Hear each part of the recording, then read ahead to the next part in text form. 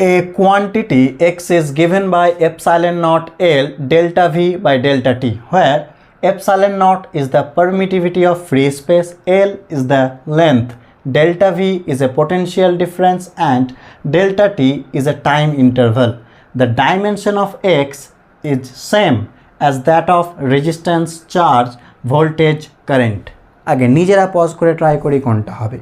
তাহলে আমাকে x equals কি বলেছে?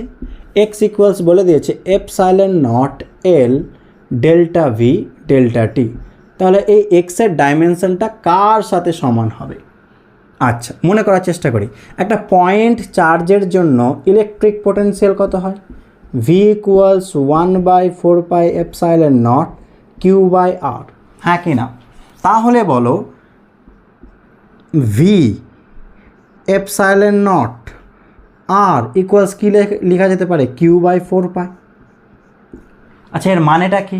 এর মানে হচ্ছে ভি এপসাইলন নট আর, এটা কাকে রিপ্রেজেন্ট করছে, কাকে বোঝাচ্ছে, কোন কোয়ান্টিটিকে? চার্জকে। 4 পাই তো কনস্ট্যান্ট, হ্যাঁ কি না?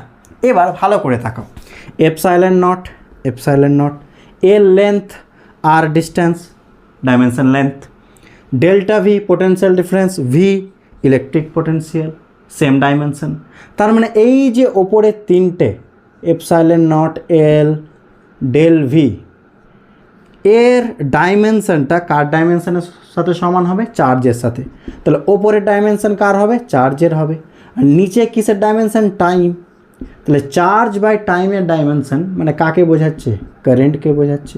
বুঝতে পারলাম কি পারলাম না? ঠিক আছে, তাহলে কি হবে আনসার? Option D.